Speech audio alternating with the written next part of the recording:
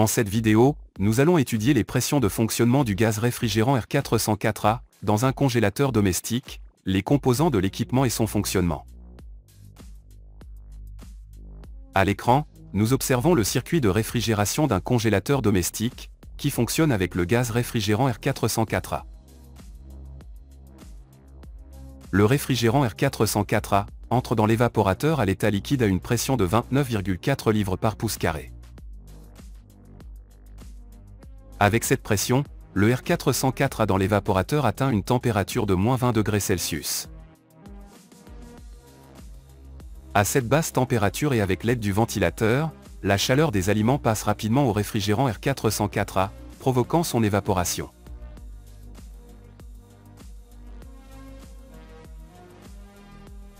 À mesure que le réfrigérant absorbe la chaleur des aliments, ceux-ci se refroidissent, permettant leur conservation. La chaleur des aliments passe au réfrigérant R404A dans l'évaporateur, faisant passer le réfrigérant de l'état liquide à l'état gazeux. Le R404A, désormais à l'état gazeux et avec une légère augmentation de température appelée surchauffe, est aspiré par le compresseur. Dans ce cas, supposons que la température du réfrigérant R404A à l'état gazeux est de -15 degrés Celsius.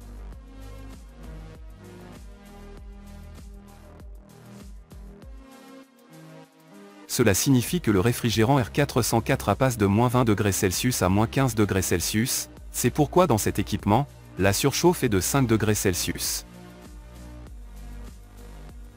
Bien que la température ait un léger changement, nous pouvons estimer et dire que la pression du R404A à la sortie de l'évaporateur est pratiquement la même, c'est-à-dire 29,4 livres par pouce carré. Le R404A, maintenant à l'état gazeux, se dirige vers le compresseur à travers la conduite d'aspiration, que nous pouvons identifier comme la conduite la plus épaisse du compresseur.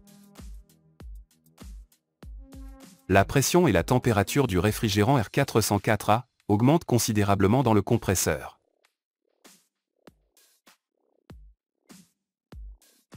La pression du R404A à la sortie du compresseur atteint une valeur proche de 300 livres par pouce carré.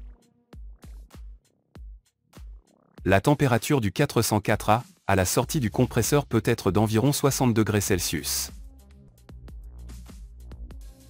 Dans le condenseur, le réfrigérant doit perdre la chaleur absorbée des aliments et l'énergie absorbée dans le compresseur. Cette chaleur doit être expulsée dans le condenseur vers l'environnement. Ce processus de dissipation de chaleur est favorisé par la haute pression que le réfrigérant R404A a gagnée dans le compresseur. À mesure que le réfrigérant R404A perd de la chaleur dans le condenseur, il passe de l'état gazeux à l'état liquide. La pression du réfrigérant R404A dans le condenseur reste à 300 livres par pouce carré, mais le R404A diminue considérablement sa température.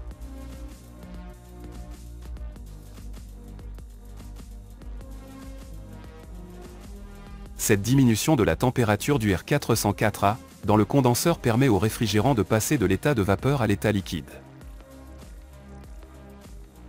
Le R404A, maintenant à l'état liquide et à une température proche de celle de l'environnement, sort du condenseur et se dirige vers le tube capillaire pour recommencer le cycle. Dans le tube capillaire, la pression et la température du réfrigérant diminuent considérablement, de sorte qu'il revient à la pression de 29,4 livres par pouce carré et à -20 degrés Celsius initiaux.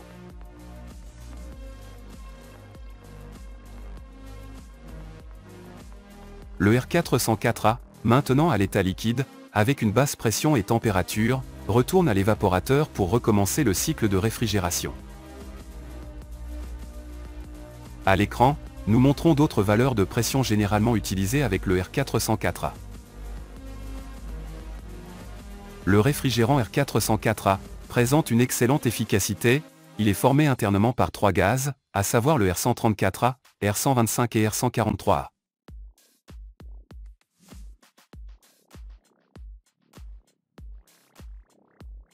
Étant donné qu'il est formé internement par plusieurs gaz, le R404A doit être introduit ou rechargé dans l'équipement toujours à l'état liquide. Le R404A fonctionne avec de l'huile de type POE. La viscosité la plus couramment utilisée pour l'huile avec le R404A est de 32 centistock, bien que cela dépendra en fin de compte du fabricant du compresseur. Le plus grand inconvénient du R404A est d'avoir un potentiel de réchauffement global élevé, d'environ 3922, raison pour laquelle il est soumis à des restrictions environnementales écologiques. Actuellement, les gaz de remplacement les plus courants du R404A, dans les équipements qui sont déjà en service sont le R448A, le R452A, le R449A.